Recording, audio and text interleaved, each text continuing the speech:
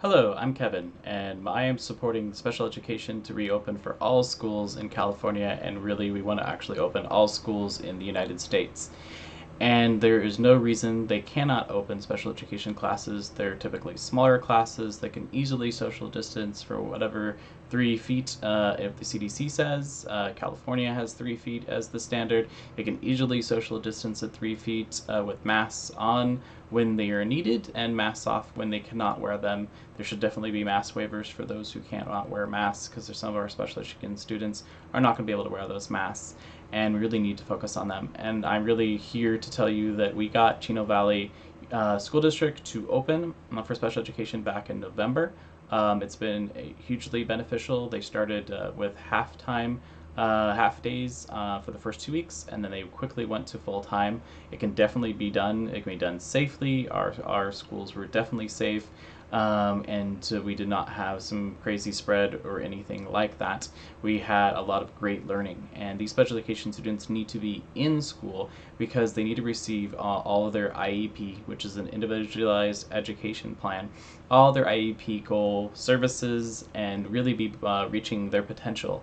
And they cannot do that without the services, without their one-on-ones in person, without their services like OT. How do you do occupational therapy, through Zoom? It's not easy, and you need to really do physical therapy, occupational therapy. Speech can be done online a little bit. Some kids are receptive to that. Other kids have issues with the audio or staying on video, even with speech, and so the services really weren't being achieved by that. So the best way to do that is to get them back in person. So a lot of school districts have decided that.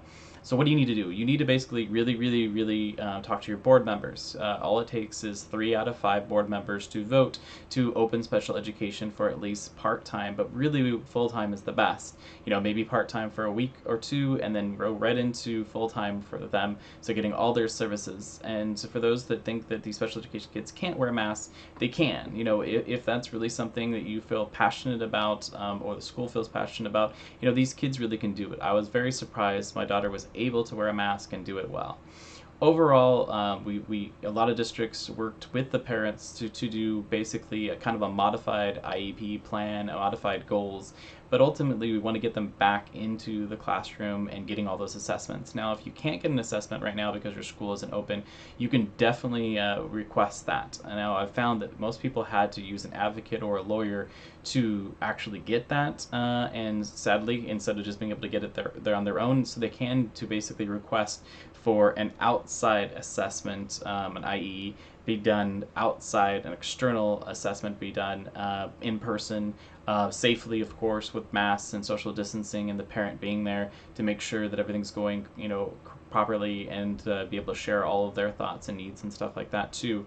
So big thing is push your board members. You only need 3 of them. Go to those ones that really support special education, and then talk to them, find out who are the people that are kind of on the fence, and go up to them. Now, if none of that's going to work, you're going to have to probably follow what we're doing with the regular reopen, and you're going to unfortunately have to get some parents together.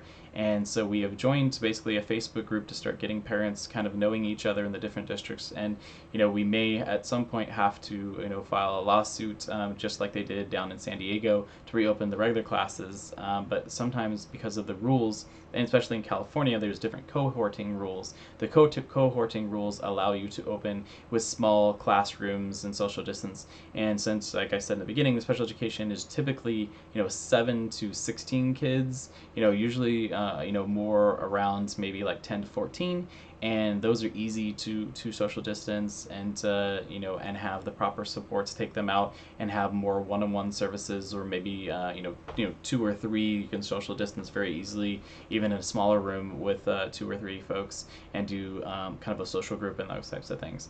So I think the big thing is I want to say is keep pushing, keep on pushing, join our group and be able to help that, and hopefully we can all work together and get special education open for all schools in the US.